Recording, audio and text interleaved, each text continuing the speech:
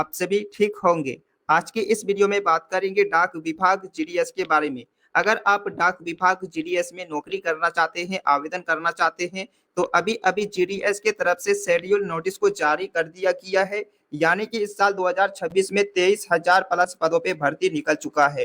तो काफी अच्छा खासा पद है। तो इस वीडियो में बात करेंगे जीडीएस में कौन कौन आवेदन कर सकते हैं, योग्यता क्या होना चाहिए। अगर आप केवल 10वीं पास किए हुए हैं तो आप इस पद में एलिजिबल है, आप आवेदन कर सकते हैं। एज लिमिट क्या होना चाहिए, तो मिनिमम एज 18 वर्ष, मैक्सिमम एज 35 वर्ष, यानी कि 18 से लेकर के 35 एज वाले जो है आवेदन करेंगे। और इस वैकेंसी में कोई परीक्षा नहीं है, डायरेक्ट जो है भर्ती होने वाला है। एप्लीकेशन फीस जो है मात्र 100 रुपया फीस लगने वाला है। तो इस वैकेंसी में सैलरी जो देखने को मिलेंगे 30,000 पर मंथ सैलरी देखने को मिलेंगे। और ये जॉब जो है सभी राज्यों के लिए है, महिला पुरुष दोनों जो है आवेदन करेंगे। और इसका लास्ट डेट जो रहने वाला है 25 अगस्त 2026 तक जो है आवेदन चलने वाला है। तो सिलेक्शन प्रोसेस क्या रहने वाला है, कौन कौन से दस्तावेज एलिजिबल रहने वाला है। अगर आप इस साल 2026 में डाक विभाग जीडीएस में नौकरी करना चाहते हैं तो इस वीडियो को शुरू से लेकर के अंत तक जरूर देख लीजिएगा, क्योंकि इस वीडियो में स्टेप बाय स्टेप जानकारी देखने को मिलेंगे। तो इस वीडियो में हम आपको शेड्यूल नोटिस को भी दिखा देंगे, तो आप लोग पूरा का पूरा वीडियो को जरूर देख लीजिएगा। तो दोस्तों आप देख सकते हैं इंडिया पोस्ट जीडीएस रिक्रूटमेंट 2026, यानी कि साल 2026 में इंडिया पोस्ट जीडीएस की तरफ से शेड्यूल नोटिस को जारी कर दिया गया है। और ये वैकेंसी जो है डाक विभाग जीडीएस का वैकेंसी है। ऑर्गेनाइजेशन यानी कि department of post India post के तरफ से नोटिस को जारी किया गया है। तो इस वीडियो में हम आपको शेड्यूल नोटिस भी दिखाने वाले हैं। और ये जॉब टाइप से जो है तो ये गवर्नमेंट जॉब है, यानी कि सरकारी जॉब है।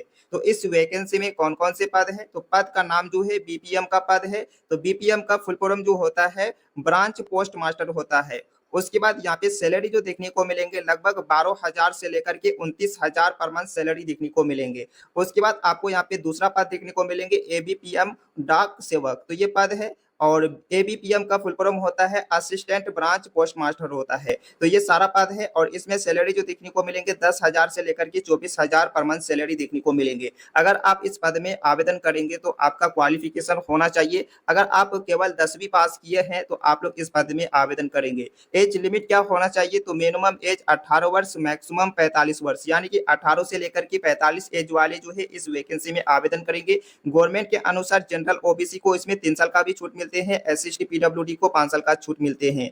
और यहाँ पे काउंटिंग जो होगा 1/1/2026 से काउंटिंग होगा। तो इस वैकेंसी में कुल पद जो है 23,000 प्लस पद है। तो काफी अच्छा खासा पद निकल करके आ चुका है। और शेड्यूल शॉर्ट नोटिस को आउट किया गया है 24 जुलाई 2026 को जो है आउट कर दिया गया है। तो अभी नोटिफिकेशन को जारी नहीं किया गया है। तो नोटिफिकेशन कब जारी होगा, तो नोटिफिकेशन जो जारी होगा जुलाई के लास्ट महीने में नोटिफिकेशन को जारी करेंगे। यानी कि 28 जुलाई से लेकर के 31 जुलाई के बीच में आपको नोटिफिकेशन को दिखने को मिलेंगे। और स्टार्टिंग डेट जो दिखने को मिलेंगे 1 अगस्त से लेकर के 10 अगस्त तक जो है स्टार्टिंग डेट दिखने को मिलेंगे। और इसका लास्ट डेट जो रहेगा 25 अगस्त से लेकर के 30 अगस्त तक जो है आपको लास्ट डेट दिखने को मिलेंगे। तो यहाँ पे नोटिफिकेशन जारी होने का पूरी यानी कि अच्छी तरह से संभावना है। और इसका अप्लाई मोड जो है ऑनलाइन है, आपको ऑनलाइन अप्लाई करना होगा। तो आपको हम शेड्यूल शॉर्ट नोटिस को दिखा देंगे, तो आप लोग पूरा का पूरा वीडियो को देख लीजिएगा। हाउ कैन अप्लाई, तो ये जॉब का लोकेशन ऑल इंडिया है, मेल के साथ फीमेल भी आवेदन करेंगे। तो जो जो मेन मेन इंपोर्टेंट है वो आपको हम जानकारी देंगे, एडवांस में जानकारी देंगे, ताकि जो कोई भी आवेदन करना चाहते हैं ताकि आपको सही से जानकारी मिल सके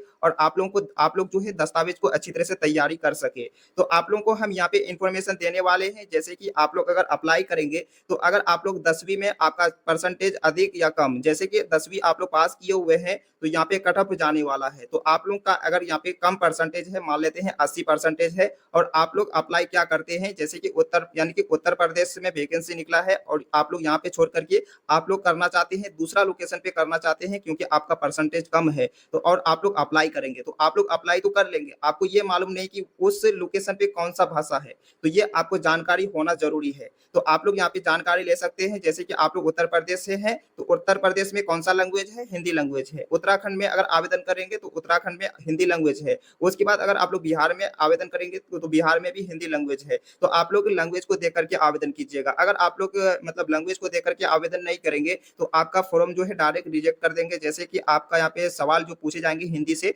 तो हिंदी सवाल पूछते समय आपका फॉर्म को डायरेक्ट रिजेक्ट कर देंगे। तो इसलिए आप लोग जो है यहाँ पे लैंग्वेज भी अच्छी तरह से देख लीजिएगा, चेक कर लीजिएगा। और यहाँ पे पद भी देखने को मिलेंगे, जैसे कि यहाँ पे पंजाब में कुल कितना पद है, जैसे कि यहाँ पे आसाम आपको देखने को मिलेंगे, तेलंगाना देखने देखने को मिलेंगे, गुजरात देखने को मिलेंगे। तो यहाँ पे कुल कितना पद है? तो 1782 पद है। आसाम में कितना है? 639 पद है। उसके बाद तेलंगाना कितना है? 600 पद है। उसके बाद यहाँ पे यानी कि तमिलनाडु में कितना है? 209 पद है। तो बहुत सारे स्टूडेंट क्या करते हैं कि जैसे कि मतलब वो कहीं पर मतलब बहुत सारा मतलब पद है और वहाँ पे कट ऑफ की वजह से डर के मारे वो लोग जो है यहाँ पे आवेदन कर देते हैं, यानी कि तमिलनाडु में आवेदन कर देंगे। उसके बाद उसको मालूम है ये नहीं कि यहाँ पे इसका लैंग्वेज कौन सा है, भाषा क्या है। तो आप लोग अगर आवेदन कर देंगे तो आपका यहाँ पे क्या होगा कि आपका फॉर्म को डायरेक्ट रिजेक्ट कर देंगे, क्योंकि आपको नॉलेज है या नहीं वहाँ पे, जैसे कि तमिल तमिल का आपको लैंग्वेज, आपको भाषा आता ही नहीं। उसके बाद आपका फॉर्म को तुरंत जो है यानी कि हटा देंगे, रिजेक्ट कर देंगे। इसलिए आप लोग आवेदन करेंगे तो सोच समझ करके आवेदन कीजिएगा।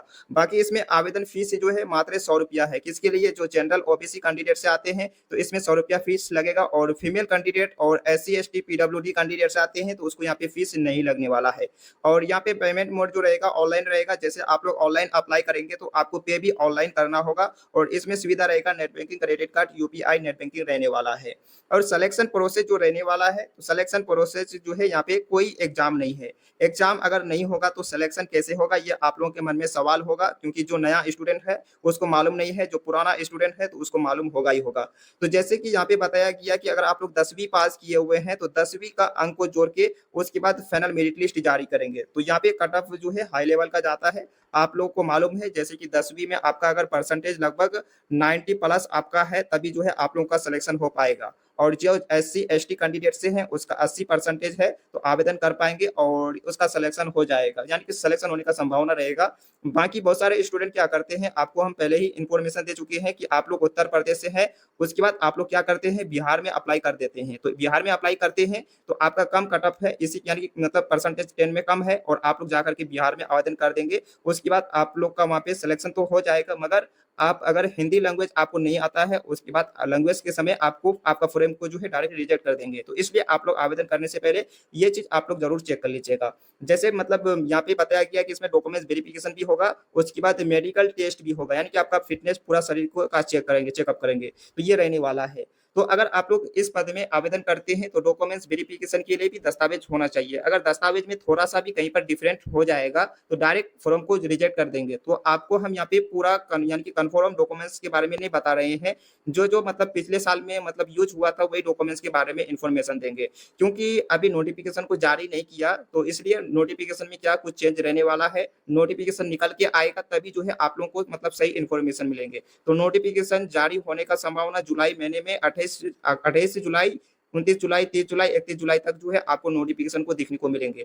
तो अगर आप लोग सही जानकारी लेना चाहते हैं तो आप लोग अगर चैनल को सब्सक्राइब नहीं किए तो चैनल को सब्सक्राइब कर लीजिए, बेल आइकन घंटी को दबा लीजिए, क्योंकि इस चैनल पर रोजाना जॉब से रिलेटेड वीडियो अपलोड भी होता है और ये जानकारी आपको तुरंत मिल जाएगा।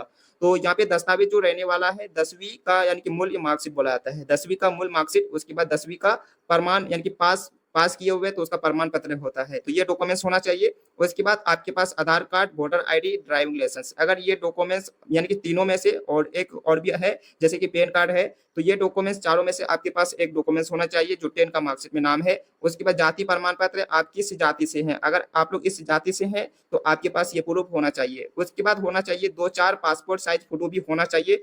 गया कि ऑनलाइन आवेदन फॉर्म का प्रिंट, जैसे कि आप लोग अगर आवेदन करेंगे तो आवेदन करते समय आपको प्रिंट मिलता है, वो प्रिंट आपको अच्छी तरह से अपने पास रखना है, क्योंकि डॉक्यूमेंट वेरिफिकेशन करते समय प्रिंट भी आपको लगने वाला है। उसके बाद यहाँ पे बताया गया कि आवेदन शुल्क की रसीद, यानी कि आप लोग अगर आवेदन जमा करते हैं तो शुल्क रसीद भी होना चाहिए। उसके बाद बैंक पासबुक कॉपी भी होना चाहिए। उसके बाद यहाँ पे बताया गया कि यदि 10वीं में स्थानीय भाषा नहीं पढ़ी है, अगर आप लोग 10वीं में स्थानीय का भाषा नहीं पढ़े हैं तो स्थानीय भाषा का एक प्रमाण पत्र भी आपके पास होना चाहिए। जैसे 10वीं आप लोग किए हुए हैं तो 10वीं में एक स्थानीय जो है यहाँ पे मतलब क्या होता है, भाषा होता है, जैसे कि हिंदी होता है। अगर आप हिंदी पढ़े हैं उसके बाद आप लोग आवेदन करेंगे तो आप लोग जैसे कि मतलब आपको हम जो पहले बताए जैसे कि तेलंगाना में आप लोग आवेदन किए, उसके बाद तेलुगु, उसके बाद आप लोग बिहार से आवेदन किए, तो आप लोग क्या करेंगे, अगर आपको तेलुगु आता है और आप लोग 10th में हिंदी मतलब लैंग्वेज था तो आपके पास तेलुगु का तेलुगु का जो है आपके पास प्रूफ होना चाहिए, यानी कि पत्र होना चाहिए, सर्टिफिकेट होना चाहिए। तो वही 10 यानी कि पत्र के बारे में बताया गया है। उसके बाद यहाँ पे अभी नोटिफिकेशन को जारी नहीं किया है और यहाँ पे आपको देखने को मिलेंगे नोटिफिकेशन। तो ये जो है शॉर्ट नोटिफिकेशन का लिंक है और ये आपको दोनों दोनों लिंक देखने को मिलेंगे और यहाँ पे ये वेबसाइट लिंक है। तो अगर आप लोग वेबसाइट में जाना चाहते हैं तो जा सकते हैं। आपको हम शेड्यूल नोटिफिकेशन को दिखा देते हैं। तो आप देख सकते हैं ये शेड्यूल नोटिस है और ये नोटिस को जो जारी किया गया है डाक सेवक यानी कि संसद मार्ग के नई दिल्ली के तरफ से नोटिफिकेशन को जारी किया है और ये कब जारी किया गया है 24 जुलाई 2026 को आउट किया गया है। तो इसमें पूरा इन्फॉर्मेशन दिया गया है। तो ये शॉर्ट नोटिस के हिसाब से आपको जानकारी यहाँ पे देखने को मिलेंगे और नोटिफिकेशन को जो जारी करने वाला है तो आपको मालूम हो चुका है। तो आप लोगों को हम पूरा इन्फॉर्मेशन दे दिया जो मेन इंपॉर्टेंट जानकारी था। बाकी आप लोग इंतजार कीजिए, जैसे इसका नोटिफिकेशन निकल के आएगा तुरंत वीडियो बना करके हम अपलोड करवा देंगे। तो वीडियो पसंद आई वीडियो को लाइक कीजिए और इस वीडियो को ज्यादा से ज्यादा अपने फ्रेंड दोस्त रिश्तेदार तक शेयर कीजिए ताकि जो भी जीडी यानी कि जीडीएस में आवेदन करना चाहते हैं ताकि उसको सही से जानकारी मिल सके। तो फिर मिलते हैं अगले वीडियो में।